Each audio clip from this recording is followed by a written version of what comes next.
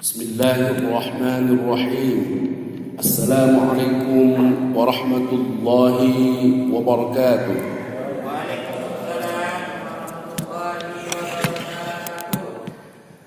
الحمد لله رب العالمين، والصلاة والسلام على أشرف الأنبياء والمرسلين نبينا محمد وعلى آله وصحبه ومن تبعهم بإحسان إلى يوم الدين. رب اشرح لي صدري ويسر لي أمري واحلل عقدة من لساني يفقهوا قولي. اللهم انفعنا بما علمتنا وعلمنا ما ينفعنا وارزقنا علما ينفعنا. Jamaah yang dirahmati Allah Subhanahu wa ta'ala, selalu kita bersyukur kepada Allah Subhanahu wa ta'ala.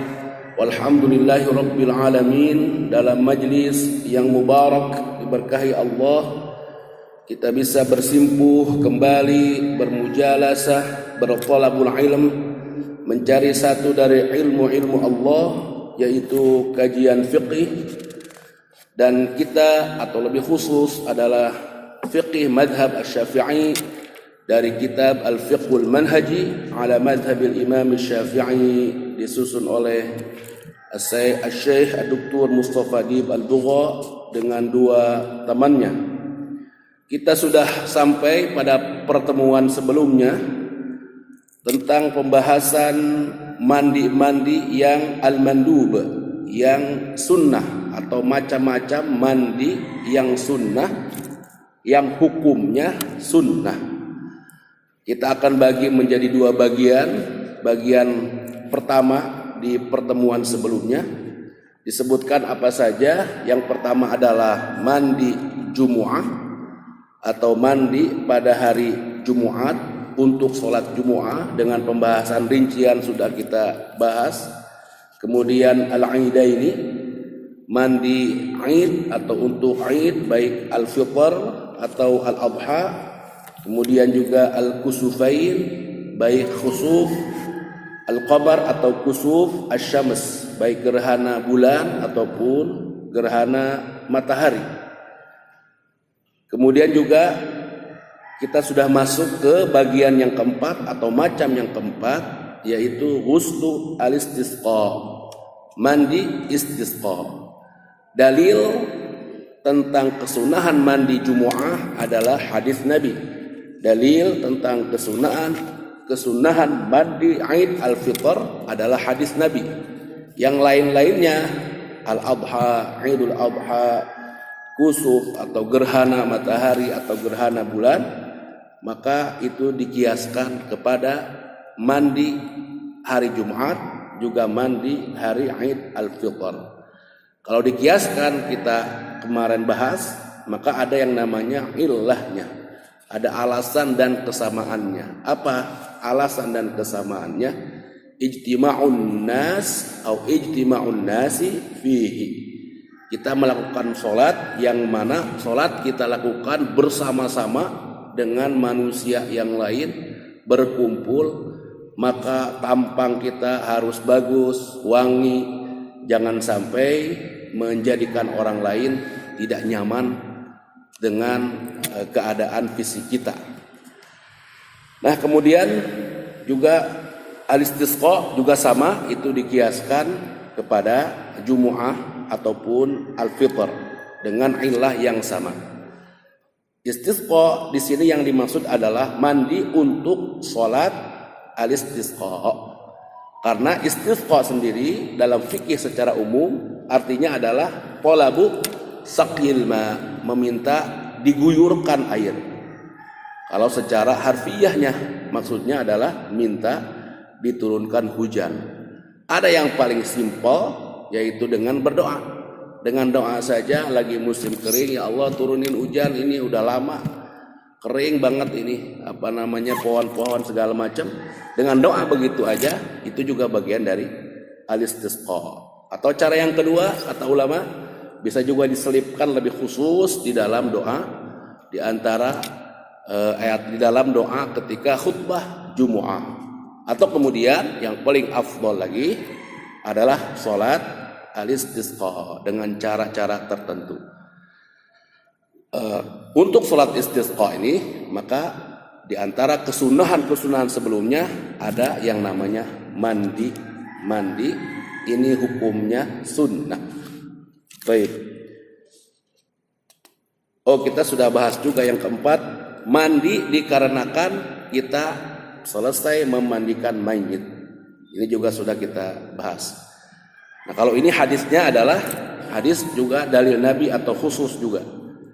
Jadi yang pakai dalil khusus adalah Jumu'ah al-Fitr dengan mandi setelah memandikan mayit. Yang terakhir bagian yang kedua yaitu apa? Al-aghsal al-muta'alliqah bil hajj. Mandi yang terkait dengan haji. Maksudnya adalah manasik-manasik haji. Ada apa saja amalia-amalia dalam haji, maka ada sebelumnya rangkaian kesunahan, diantaranya adalah mandi. Maka mandi ini hukumnya sunnah, lebih khusus dalam al-madhab asy-Syafi'i. Yang pertama adalah al-ghuslu lil ihrami bil haji wal umrah. Mandi dikarenakan kita ingin ihram, melakukan ihram, baik ihram haji maupun ihram umrah. Apa itu ihram? Ihram menggunakan kain ihram yang kita tahu, yang ma'ruf, yaitu at-tajarrud lil ihlal. Atau hadits Nabi dari Tirmidzi disebutkan annahu ra'an nabiyya sallallahu alaihi wasallam, dari Zaid ibn Thabit al-Ansari, seorang sahabat, dia melihat Nabi sallallahu alaihi wasallam tajarrada li ihlalihi waghtasala. Ihlal di sini maksudnya apa? Tajarrud lil ihlal adalah naz'u thiyab lil ihram. Artinya melakukan ihram, melepaskan pakaian dan menggunakan kain ihram. Nah, sahabat Sabit ini melihat Nabi melepaskan pakaiannya, mengenakan kain ihram, waghtasala, dan Nabi mandi, melakukan rangkaian mandi. Tentunya adalah melepaskan dulu, mandi, baru kemudian menggunakan pakaian. Bukan mandi dengan pakaiannya, begitu ya. Secara akal maka itu semua sesuatu yang ma'qul, yang masuk akal. Tidak mungkin kita berpikir berarti mandi menggunakan kain ihram, kan tidak. Maka ini kembali menjadi dalil hadis dari Zaid ibn Thabit ini bahwa ada satu kesunahan sebelum melakukan ihram, menggunakan ihram baik untuk haji ataupun untuk umrah, yaitu apa? Mandi. Diperkuat berikutnya, al-muallif mengangkat atau manasik berikutnya. Jadi manasik pertama adalah mandi untuk ihram. Kemudian dalam pertanyaannya, bagaimana dalam kondisi yang seseorang yang langsung miqatnya itu akan melewati miqat di kapal atau pesawat terbang, begitu kan? Maka dia mandinya adalah dari rumah mandi biar tidak repot, begitu kan? Bahkan kalau guru kami menyarankan pakaian ihram pun paling tidak dari rumah ataupun dari bandara lah, begitu, kalau enggak ingin repot. Memang ada juga yang ganti paling tidak mandinya, ya, mandinya. Bahkan lebih, kalau guru saya dari awal aja sekalian atau dari bandara lah biar enggak repot-repot. Jadi mandinya dapat, kemudian ihramnya juga sekalian dapat. Walaupun pada beberapa orang ada yang ya mandinya tidak kemudian diniatkan atau mandinya umum saja, sehingga ketika di kapal hanya menggunakan, atau karena barangkali perjalanan agak panjang, begitu kan, belasan jam, maka di kapal menggunakan kain ihram. Baik, jadi mandi sebelum ihram. Maka orang yang melakukan ihram adalah muhrim. Sering kita ulang ya. Ihram orangnya muhrim, adapun istilah yang lain adalah mahram. yang selama ini beberapa salah menggunakannya. Yang kedua, al-ghuslu lidukhuli Makkah, juga mandi ketika akan masuk Makkah. Apa dalilnya? Ada hadits dari Ibnu Umar bahwa Anna ibn Umar radhiyallahu anhu kana la yaqdamu Makkah illa bata bidhi tuwan hatta yusbih wa yaghtasil thumma yadkhul Makkah naharan wa kana yadhkuru 'anil nabi annahu fa'alahu. Hadis dalam Al-Bukhari dan Muslim. Ibnu Umar, yaitu anaknya Umar, nama lengkapnya adalah Abdullah ibn Umar. Dia adalah tidak datang, tidak memasuki Makkah kecuali bata. Maka dia berhenti dulu, mabit dulu, menginap dulu di satu tempat sebelum ke Makkah, namanya Bidhi Tuan. Karena ada bi-nya menjadi Dhi Tuan. Nama tempatnya adalah Du Tuan. Dia adalah nama wadin, nama lembah. Ada beberapa lembah-lembah begitu kan. Kalau dalam Al-Qur'an ada lembah Ibrahim. Ibrahim ketika datang ke Mekah masuk ke lembah yang di situ tidak ada tanaman sama sekali. Atau lembah Ibrahim. Ada lagi nama lembah yang lain namanya lembah Du Tuan sebelum ke Mekah. Ibnu Umar kalau ke Mekah mabit dulu di lembah ini hatta yusbih, sampai besok subuhnya. Kemudian apa? Wa yaghtasil, mandi. Nginap sampai subuh, kemudian mandi, baru masuk Mekah naharon. Baru siangnya masuk Mekah, dan kemudian beliau menyebutkan bahwa ini adalah yang dilakukan oleh Rasulullah Shallallahu Alaihi Wasallam.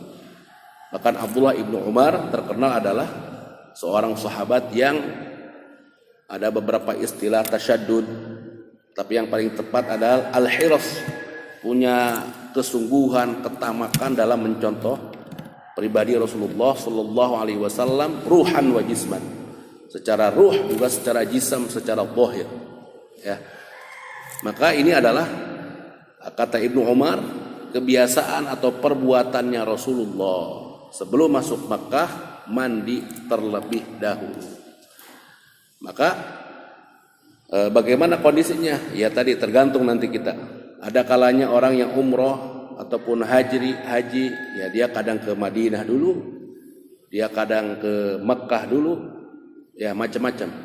Memang kalau ke Madinah dulu ya plus minus. Kalau ke Madinah dulu berarti kan nanti segala tata cara yang lainnya bisa lebih apik dikondisikan, bisa lebih nyaman begitu ya. Karena kita sudah masuk Saudi namun belum masuk Makkah. Bisa kita lakukan dengan lebih nyaman. Termasuk juga ihram dan lain sebagainya. Baik. Namun tidak mungkin semua orang melakukan tata cara haji dari Mekah dulu. Ya apalagi sekarang dengan kalau pandemi ini sih mungkin nggak terlalu banyak jamaah. Dengan banyaknya jamaah maka memang sangat pas dengan adanya 3 cara melakukan haji, dengan tamattu, dengan qiran, dengan ifrad, kan begitu. Ada kalanya dibarengkan, ada kalanya umroh dulu, ada kalanya haji dulu. Maka dari itu semua teratur, skemanya rapi sehingga tidak ada saling bertabrakan, saling dan lain sebagainya. Baik, memasuki Makkah. Kemudian yang ketiga, manasik berikutnya al-ghuslu lil wuqufi bi Arafah ba'da zawal, yaitu mandi sebelum wukuf di Arafah, yang mana ini adalah satu kerukunan haji yang tidak bisa digantikan. Sampai orang yang sakit pun kalau wukuf di Arafah maka harus mendatanginya, harus melakukannya. Maka akan kita jumpai kalau wukuf yang sakit sampai dibopong, yang di rumah sakit, ada yang pakai roda dan lain sebagainya, karena memang tidak bisa digantikan. Semua harus hadir melakukan wukuf di Arafah. Wal afdal ay yakuna qurba Arafat, yang paling yaitu yakun di sini kembali kepada mandinya. Mandinya lebih baik di mana? Ya kalau bisa dekat-dekat Arafah. Ya. Kalau bisa, kalau enggak ya dari sebelumnya boleh. Dari Mekah boleh. Lebih dekat ke Arafat maka menjadi afdal. Dalilnya adalah anna Aliyan radhiyallahu anhu kana yaghtasilu yaumal 'idaini wa yaumal jumu'ah wa yauma Arafah wa idza arada ay yuhrima. Hadisnya adalah atau dalilnya adalah dalil perbuatan sahabat Ali radhiyallahu anhu bahwa beliau itu mandi. Yang pertama adalah yaitu mandi kesunahan. Yang pertama adalah yaum al-idaini, kalau Idul Fitr atau Idul Adha. Ini jelas tentunya kemudian juga menguatkan pembahasan sebelumnya tentang kesunahan mandi Id al-Fitr dengan al-Adha. Dikuatkan dengan perbuatan sahabat Ali ini. Ali itu mandi pertama hari Id al-Fitr dengan al-Adha, yang kedua yaumal Jumu'ah karena akan sholat Jumu'ah, yang ketiga yauma Arafah, ada hari Arafah, yang keempat adalah wa idza arada ay yuhrima. Beberapa poin al-idaini, al-jumu'ah, kemudian ihram yang di atas kita kaji, maka dalil ini menguatkan 3 poin di atas. Sekaligus kemudian menghadirkan dan menguatkan poin yang ke jim ini, yang bagian jim ini, yaitu adalah mandi atau kesunahan mandi sebelum Arafah.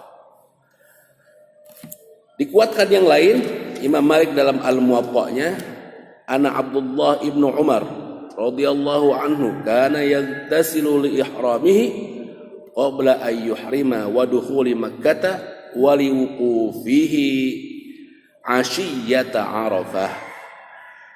Selain perbuatan sahabat Ali, juga dikuatkan oleh perbuatan sahabat yang lain, yaitu sahabat junior Abdullah ibn Umar. Ini hampir sama riwayat dengan Abdullah ibnu Umar tadi, namun ada tambahan. Kalau yang tadi konteksnya adalah Abdullah ibnu Umar mandi sebelum masuk Makkah. Nah, dikuatkan dalam potongan riwayat atau athar yang lain, yang ini tidak hanya ketika masuk Makkah. Ada apa? Abdullah ibnu Umar mandi pertama adalah untuk ihramnya, yang kedua adalah sebelum masuk Makkah, yang ketiga adalah wali wuqufihi ashiyata Arafah, karena atau ketika akan wukuf di Arafah. Jadi satu dengan yang lain, athar bahkan hadis juga kadang saling melengkapi. Ketika disebut perkara, maka perkara yang tersebut bisa jadi tidak menunjukkan hasr, tidak menunjukkan keterbatasan. Bisa jadi potongan perkara yang lain ada pada potongan hadis atau dalil atau athar yang lain. Nah, contohnya seperti ini, ya. Baik, manasik yang lain jamaah yang dirahmati Allah Subhanahu wa taala adalah al-ghuslu li ramyil jimar fi kulli yaumin min ayyamit tasyriq ats-tsalatsah, yaitu mandi karena atau sebelum melempar jumroh pada hari tasyrik yang 3. Hari tasyrik kita tahu ada 3, yaitu pada tanggal 11, 12, dan 13. Tasyrik dari kata syarqun, artinya timur. Maksudnya adalah apa? Dalam as-Sun'ani dalam Subul Salam, menghadapkan ke timur. Apa maksudnya? Menghadapkan daging ke timur. Karena hari itu adalah hari setelah Idul Adha, setelah berkorban, maka daging-daging punya kelebihan daging bisa kemudian dihadapkan ke timur untuk diawetkan, dibuat dendeng dan lain sebagainya. Maka disebut dengan at-tasyriq. Maka itu terkait dengan makanan, terkait dengan daging, terkait dengan makanan, karena memang adalah hari diharamkan kita berpuasa. Ya, selain sebelumnya ada namanya atau tanggal sebelum Dzulhijjah juga diharamkan berpuasa. Berikutnya apa? Li'athar waradat fi dzalika kullih wa li'annahu mawadhi' ijtima'in nas fa ashbahal ghuslu laha ghuslul jumu'ah. Ya. Ada beberapa asar-asar di atas. Asar-asar di atas tidak menyebutkan poin mandi sebelum melempar jumroh. Maka keterangan di sini adalah dikiaskan. Jadi kalau Jumu'ah tadi ada yang dari hadis, ada yang lainnya dari asar. Kalau manasik ini yang poin-poin di atas masuk Mekah, wukuf di Arafah itu dari asar. Kalau melempar jumroh tidak ada asarnya. Tapi melihat illah mengkiaskannya kepada asar. Tadi ada yang mengkiaskan kepada hadis, juga ada kemudian ulama mengkiaskannya kepada asar. Jadi hadis dengan asar apa bedanya dalam mustalah hadis? Kalau hadis adalah yang dinisbatkan kepada Nabi berupa ucapan, perbuatan, ataupun sifat Nabi, ataupun persetujuan Nabi Muhammad SAW. Sifat nanti ada sifat khulqiyah, ada khalqiyah, akhlak ataupun sifat secara zahir. Adapun asar sesungguhnya dia lebih umum kalau dalam mustalah. Asar itu bisa kepada Nabi, nisbatnya bisa juga kepada sahabat. Tapi kalau disebutkan kata asar saja, maka sesungguhnya dia dinisbatkan kepada sahabat. Kalau Nabi bisa sebutkan asar, kalau bisa asar dari Nabi.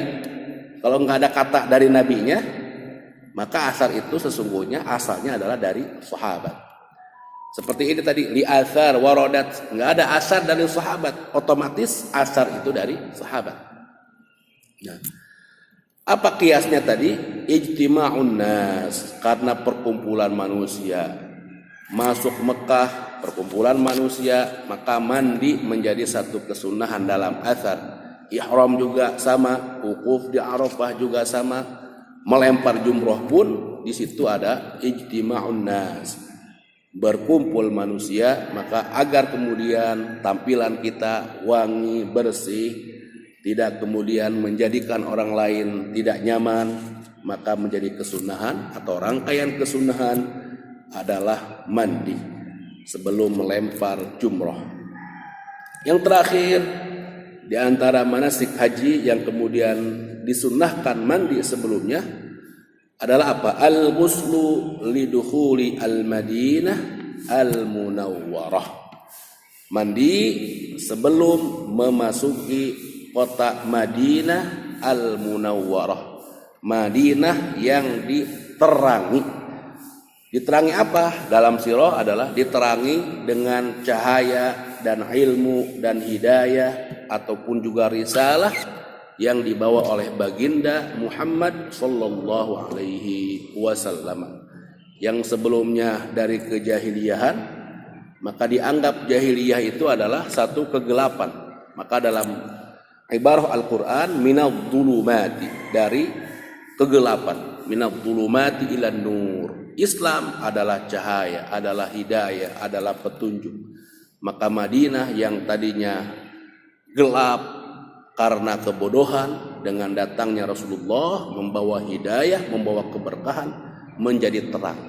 Maka namanya berubah menjadi apa? Al-Madinah Al-Munawwarah. Sebelumnya namanya adalah Yathrib. Ya. Dan nama-nama dahulu memang banyak yang berubah. Ya. Ada Hijaz, nah dulu Najd. Nah, sekarang nama-namanya sudah berubah. Apa tadi? Kita lihat keterangannya. In tayassara lahu dzalika qiyasan ala istihbabihi lidukhuli Makkah. lianna kullan minhuma baladun muharram fa illam yastati igtasala qabla dukhulihi masjidan nabi sallallahu alaihi wasallam. Dalilnya ada tidak yang khusus? Tidak ada. Ini dikiaskan dengan kesunahan mandi Ibnu Umar tadi. Dan ini kata Ibnu Umar adalah perbuatan Nabi dalam Sahih Bukhari. Kesunahan mandi sebelum memasuki Makkah. Karena ilahnya adalah li'anna kullan minhuma baladun muharram. Dua-duanya adalah tanah suci, tanah yang diharamkan, haram. Orang-orang kafir tidak boleh. Semuanya adalah orang-orang mukmin insyaallah yang ikhlas beribadah, sama-sama muharram, sama-sama suci. Maka kita sebut apa? Al-Haramain Asy-Syarifain, Syarifain, dua tanah haram yang syarif, yang mulia, yaitu Makkah dan Madinah. Makanya rajanya dalam satu bahasa julukannya adalah apa? Khadimu Al-Haramain Asy-Syarifain. Raja Saudi itu dalam bahasa yang lain atau bahasa julukannya adalah khadim. Apa khadim? Pembantu pelayan, ya, Al-Haramain Asy-Syarifain, dua tanah suci, Makkah dan Madinah. Yang mana sesungguhnya ya Saudi bukan hanya Makkah dan Madinah, tapi karena dia saking paling utama, maka mewakili yang lainnya, ya. Baik. Nah, kita lihat jamaah yang dirahmati Allah Subhanahu wa taala. Berikutnya adalah al-kaifiyah al-wajibah. Ada beberapa yang sudah kita sampaikan tentang tata cara mandi. Nah, kita sedikit singgung hal yang lain tentang sesungguhnya dalam mandi itu ada hal-hal yang inti saja, yang wajib saja, ada yang sunnahnya, ada yang makruhnya. Sama ketika kita membahas tentang wudu, begitu ya. Adapun tata caranya dulu kita sudah bahas di awal. Nanti barangkali yang ingin menanyakan lagi, ya silakan di sesi pertanyaan. Ada yang wajibnya apa? Tidak banyak. Kalau kita ingin berpikir simpel, mandi wajib itu cukup seperti apa sih tata caranya? Ingat aja yang wajibnya dulu. Sebelum kita ingin yang apik, sunnahnya apa, menghindarkan yang makruhnya. Pada sebagian mungkin sudah tahu yang wajibnya. Saya ingin lebih apik. Nah, kita lihat apa kesunahannya, apa yang dimakruhkan. Biar gampang, maka memulai dari yang wajibnya dulu. Intinya apa? Dua macam saja. Yang pertama adalah an-niyah. Kalau secara singkatnya yang pertama adalah an-niyah, yang kedua adalah ghuslu jami' zahiril jismi bil ma'. Dua macam saja. Pertama niat, yang kedua mengalirkan air kepada seluruh tubuh. Udah itu aja. Mau mandi baik janabah ataupun yang sunnah yang bernilai ibadah, ya, maka ada niatnya. Kita sudah bahas apa yang membedakan ada niat itu harus ada ketika mandi ataupun dalam ibadah yang lain dengan niat nggak perlu ada. Dari pembagian apakah ibadah ini ma'qulatul makna atau ghair ma'qulatil makna. Ada ibadah yang secara maknanya ma'qul, bisa masuk akal, dengan yang tidak masuk akal, begitu ya. Nggak mengapa kita ulang sedikit. Contoh berwudu, ketika kita bahas wudu ada niatnya harus hadir karena termasuk ibadah yang nggak masuk secara akal.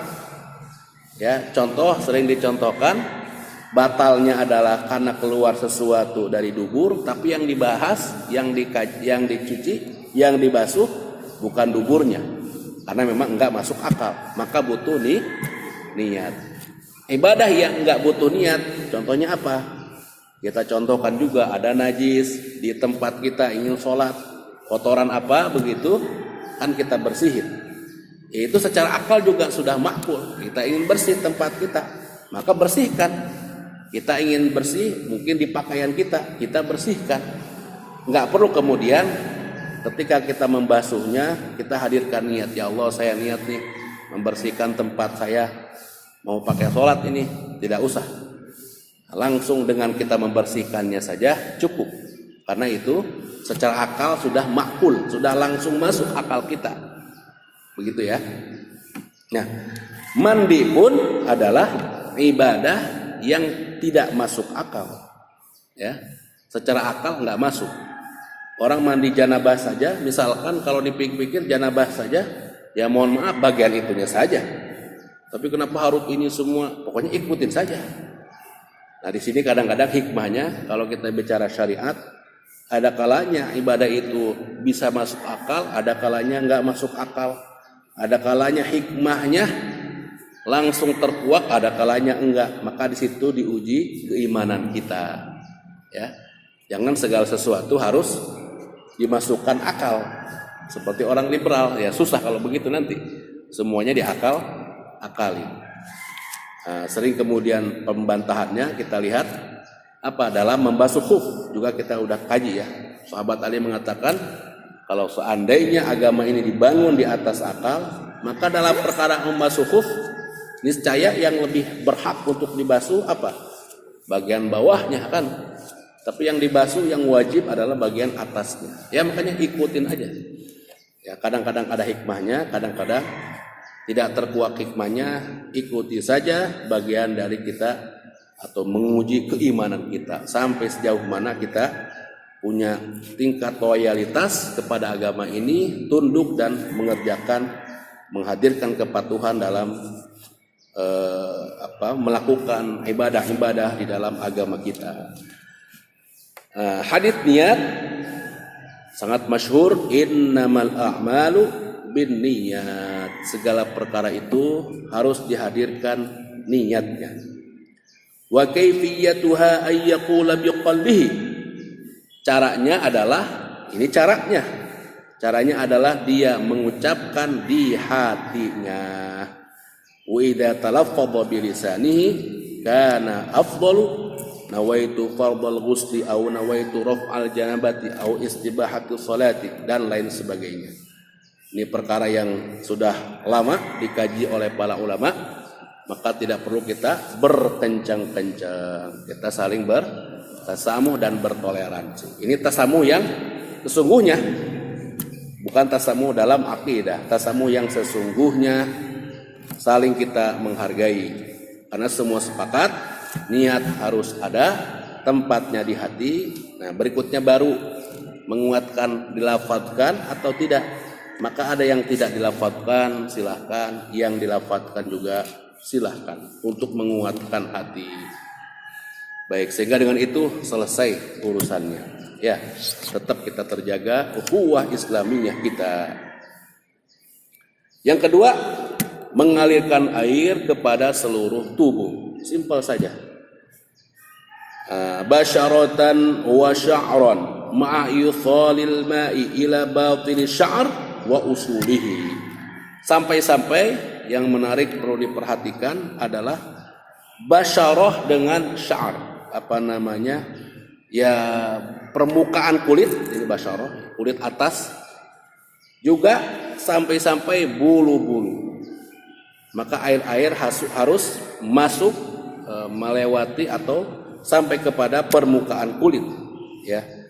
Kalau pernah barangkali saya tambahkan dalam Bidayatul Hidayah Imam Ghazali, mungkin ya dulu di awal pembahasan mandi, sampai-sampai hal-hal atau bagian-bagian yang tertutup, ya, kalau dalam posisi normal harus juga sampai. Maka disebut dengan mandi janabah. Janabah di antara istilahnya penyebaban dalam beberapa penyebaban yang lain berasal dari kata apa? Janbun atau artinya sudut-sudut. Sudut-sudut harus sampai. Yaitu apa? Ketiak kita, kemudian mohon maaf bagian kubul dengan dubur kita. Yang mana kalau kita berdiri nggak kelihatan. Dalam posisi kita buka dengan wajar, maka dia terlihat.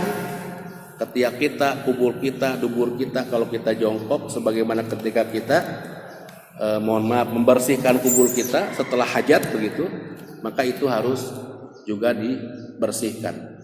Di dalam mandi harus sampai airnya ke sana. Ya. Baik. Diperkuat ada hadis dari Abu Daud dari Ali radhiyallahu anhu, sami'tu Rasulullah sallallahu alaihi wasallam yaqul, man taraka mawdi'a sya'ratin min janabatin lam yusibhul ma. Siapa yang meninggalkan satu bagian saja dari rambut atau bulunya ketika dia mandi, janabah disebut di sini, fa'alahu Allahu bihi kadza wa kadza minan nar, maka Allah akan nanti balasannya adalah api neraka, dan tidak akan Allah lupakan, tidak akan Allah tinggalkan satu bagian pun dari rambutnya terkena api neraka. Kebalikannya, maka harus apik kita dalam melakukan mandi janabah sebagaimana kita juga dalam melakukan wudu. Ya, wailul lil aqabi minan nar. Ada orang-orang yang wudunya tidak apik, juga kemudian balasannya adalah neraka. Ya, maka penting kemudian kita mengetahui ilmu-ilmu ini, karena ada ikhlas dan mutabaah di antara ciri diterimanya ibadah. Nah, bagian yang kedua tadi mutaba'ah, mengikuti tuntunan, maka ini erat kaitannya dengan ilmu. Tidak hanya ikhlas dan mutaba'ah. Ikhlas memang sesuatu yang susah juga, ini bagiannya yang lain. Mutaba'ah juga susah, bukan hal yang gampang. Kuncinya apa? Berilmu. Mutaba'ah itu kaitannya dengan ilmu. Tapi kita persingkat, itu yang wajib 2 saja sudah, biar gampang. Nah, baru berikutnya ingin lebih apik nih, kita pengen tahu kesunahannya. Yang pertama, seseorang yang melakukan mandi yaghsilu yadayhi kharija ina'il ma'i thumma yaghsilu biyasarihi farjahu wa ma 'ala badanihi min qadarin thumma yudallikuhu. Apa intinya? Membasuh tangan. Sama dengan wudu ya, membasuh tangan kita, karena tangan kita digunakan untuk berthaharah. Dalam wudu juga menggunakan tangan kita, mandi juga menggunakan tangan kita. Maka tangannya dulu itu harus bersih. Dibersihkan dulu itu tangannya, kemudian farjinya, kemaluannya, dan sekitar kemaluan juga dibersihkan. Mohon maaf didalek atau diurut-urut, mungkin ada yang tersisa pun. Ini mengingatkan kalau kita kencing ya, seapik mungkin diurut-urut, jangan sampai ada yang tersisa dari kencing kita ya, yang kencing saja, lalai kencing saja kena azab kubur, begitu ya. Apalagi yang bukan lalai kencing, lalai bersih begitu ya, setelah kencing saja kena azab kubur. Bagaimana orang yang saudara-saudara kita yang dalam urusan kencing saja ya bukan lalai, memang enggak menggunakan adabnya, sembarangan begitu ya. Di terminal ya, coba kalau ke terminal kan bau pesing, mau rambutan kayak mau Lebak Bulus ya. Saudara-saudara kita seiman, supir-supir ya, dan teman-temannya mungkin ya padahal kamar mandi juga ada ya. Memang ada kondisi darurat, ada yang darurat mungkin misalkan kita lagi, kadang-kadang saya ngelihat ada di pinggir jalan, mungkin di semak-semak, nggak bisa langsung kita hukumi, bisa jadi memang darurat ya.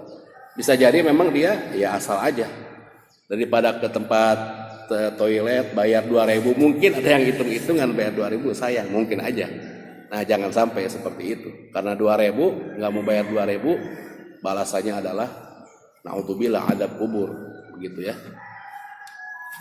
Nah, daruratnya apa ya? Mungkin tadi darurat nggak tahan, dia beberapa kilometer kok nggak ada toilet, atau mungkin nggak ada masjid, udah nggak tahan, maka dia keluarlah ya, maka bisa jadi darurat. Baik,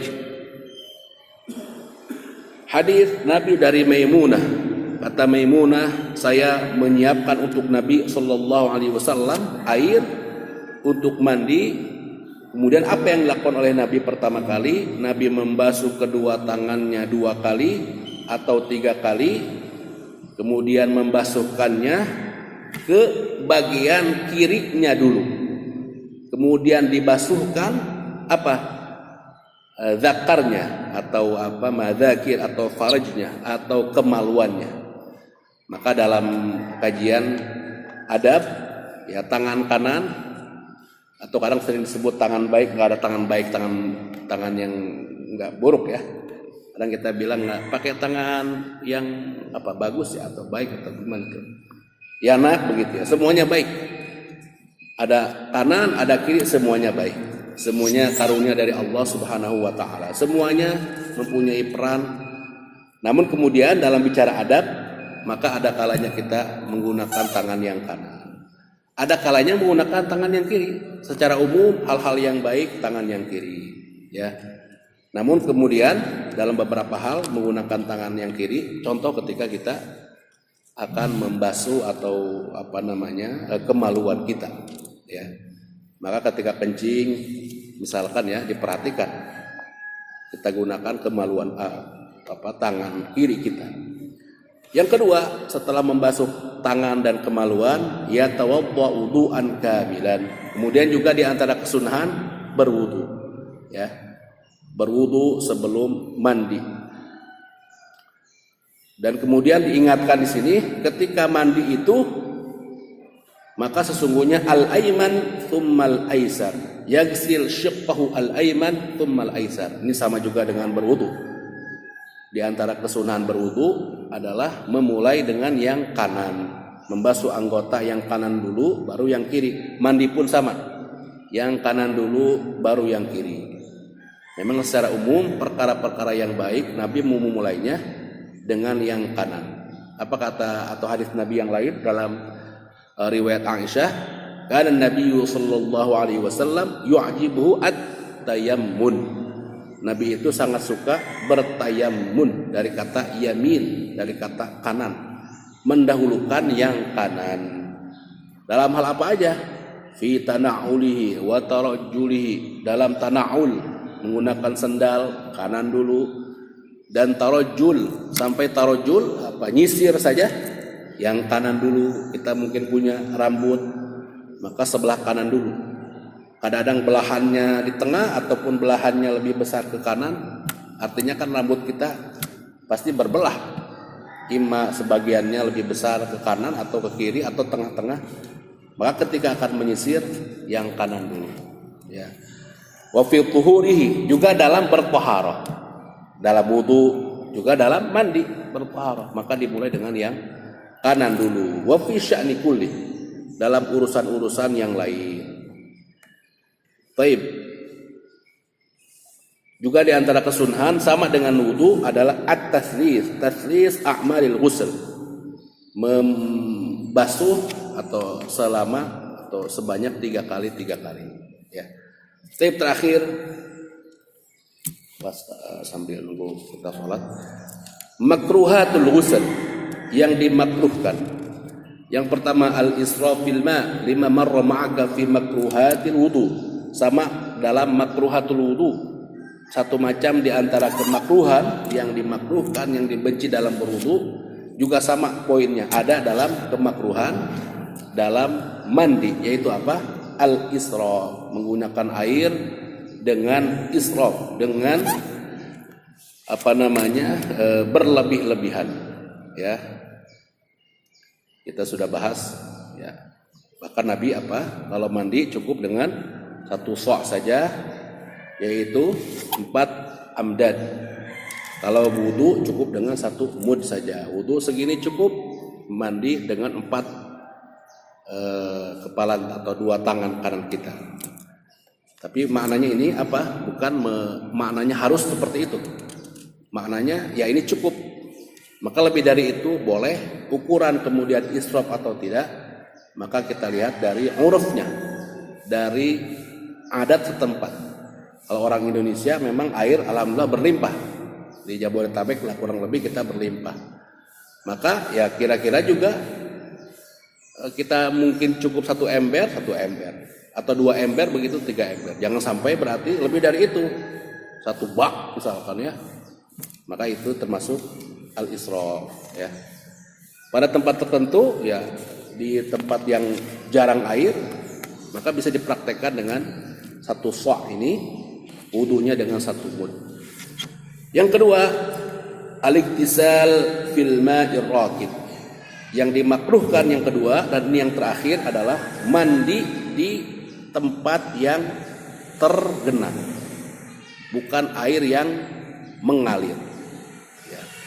Apa dalilnya? Dari Abu Hurairah radhiyallahu anhu, anna Nabiyya sallallahu alaihi wasallam qala, la yaghtasilu ahadukum fil ma'id da'im wa huwa junubun. Enggak boleh, tidaklah boleh seseorang mandi di air yang daim. Nanti bahasanya memang ada al-ma' ad-daim, maknanya adalah al-ma' ar-rakid, air yang tergenang. Dan dia dalam keadaan junub. Kalau begitu wahai Abu Hurairah, bagaimana seseorang mandi itu harusnya? Yatadawaluhu tanawulan ay ya'khudhu yadahu aw bina'in shaghir. Kalau memang airnya sedikit, nanti pembahasannya memang ada dua kullah kah atau di bawah 2 kullah. Kalau 2 kullah maka boleh. 2 kullah itu apa? Nanti dalam kajiannya adalah 1 hasta umqan wa ardon, 1 hasta ukuran panjang, lebar dan dalamnya. 1 hasta itu dari ujung jari kita sampai siku kita.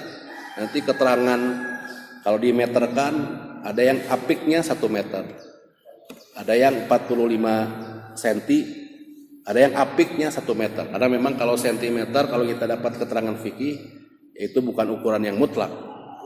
Jadi ulama seperti tadi so, mud, kan tidak mutlak.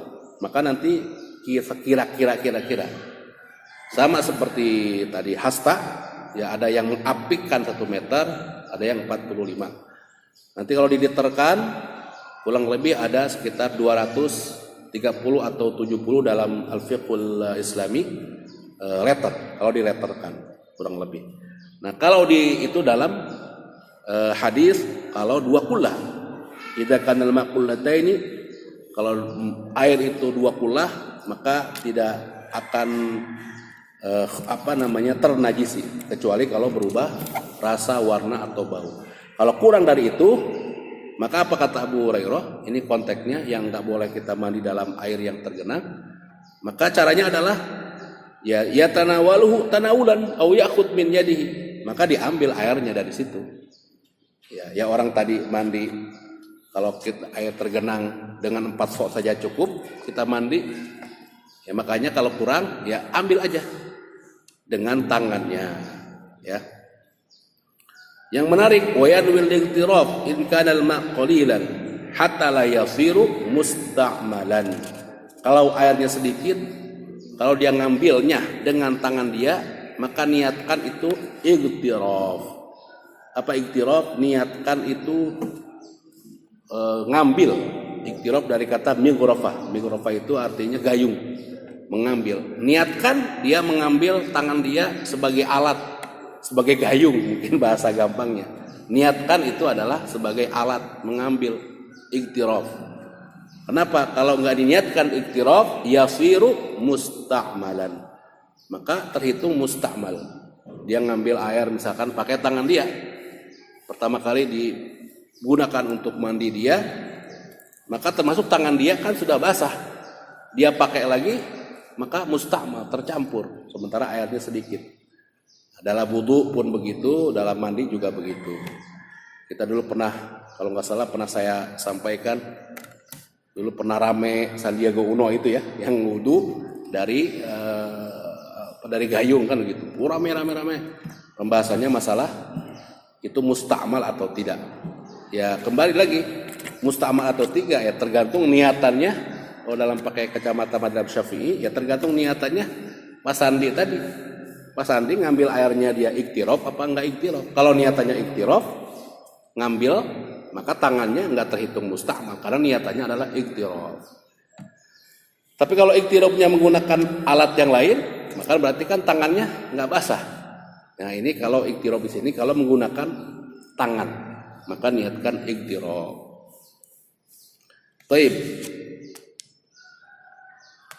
Ini kurang lebih jamaah yang dirahmati Allah yang bisa disampaikan, sehingga tuntas pembahasan kita tentang mandi wajib juga sudah, kemudian mandi sunnah juga sudah. Insya Allah pertemuan berikutnya setelah kita bahas toharoh berupa wudu dan mandi, ada satu lagi bagian dari toharoh lagi yang memang dekat kaitannya dengan wudu juga dengan mandi, yaitu apa? At-tayammum. Satu kajian yang memang tentunya ini berulang dan berulang sebagai bentuk mengingat, karena mengingat itu adalah tanfaul, fa inna dzikra tanfaul mu'minin. Diingat-ingat itu sangat bermanfaat untuk kita, dan memang yang namanya ilmu harus diulang dan diulang agar ilmu itu hidup. Hayatul ilmi bimudzakarati. Ilmu hidup dengan dimudzakarah, dengan diulang dan diulang. Baik, ini sesi pertama dari saya, semoga bermanfaat. Selanjutnya barangkali ada yang bertanya dan menambahkan. Silakan.